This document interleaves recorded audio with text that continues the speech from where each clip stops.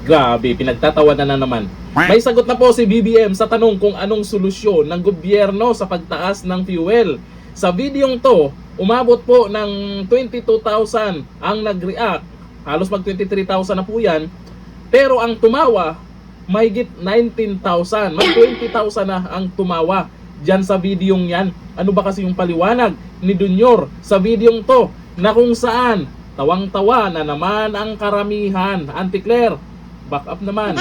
Teka, pag si Auntie Claire naman, marami ding natatawa sa kanya. O ito, panoorin natin ang video. For the transport sector, paano po yung middle class? Ano pong aasahan from the government ng ordinaryong Pilipino na hindi nagko-commute sir but nag-drive? No, this is what we are doing. That's why we are looking at the price, and this is for ordinary Filipinos. So that's the. Sir, sa fuel. I'm sorry. Sa fuel, sir, for the Filipinos who don't commute but drive but are still not that well off, what can they expect from the government? How can the government aid them? We just have to. That's right. That's why we have the authority for the excise tax to move the excise tax. That's why we have asked for several. But we are worried. What we are worrying about right now is the supply. And the reason we're doing that is that everybody has nagko-conservative sila. So, but right now we don't have a problem sa supply with food. We don't have a problem sa supply with petroleum products, including fertilizer for the farmer. So Fertilizer? that's our main concern. So so far we've been able to keep everything at normal levels. Everything is normal. Sir, may ayuda for the From fuel to fertilizer. Teka lang. Tama ba yun? Ay, baka AI lang yan.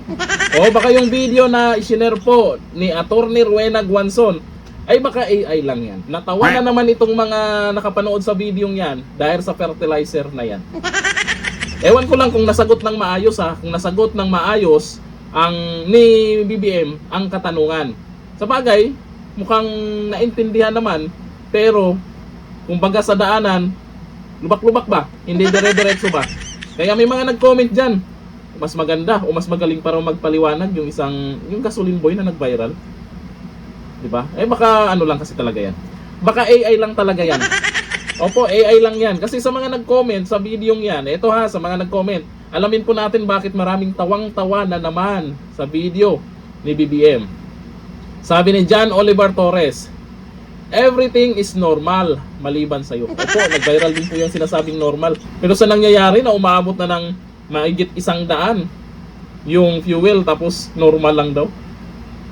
Sabi ni Terdy Kasonkad, don't panic, it's organic fertilizer. O nga, sabi na dito sila natawa sa fertilizer eh. Baka naman may gustong ipunto si BBM doon sa sinasabing fertilizer. Siguro, nagkabuhol-buhol na, hindi masyadong naipaliwanag ng maayos, pero meron siyang ibig sabihin doon talaga. Baka may fuel sa fertilizer ha? Sabi ni JG Mon, including fertilizer for the farmers, okay boss. Okay, may nag-agree, okay boss daw. Sabi ni Desiree Espayos, from fuel to fertilizer. Sabi ni Kenneth B, ha? Totoo ba to? O AI? Ay alam ng mga loyalista. Nga, naiintindihan nila kung ano yung paliwanag ni Dunyor dyan. Sanay na sila. Eh dapat tayo masanay na rin. Intindihin natin kung ano yung ibig sabihin ng sinasabi niya, yung paliwanag niya. Eh normal lang daw, di ba? Ayun, dito na natin kayo. Bye-bye.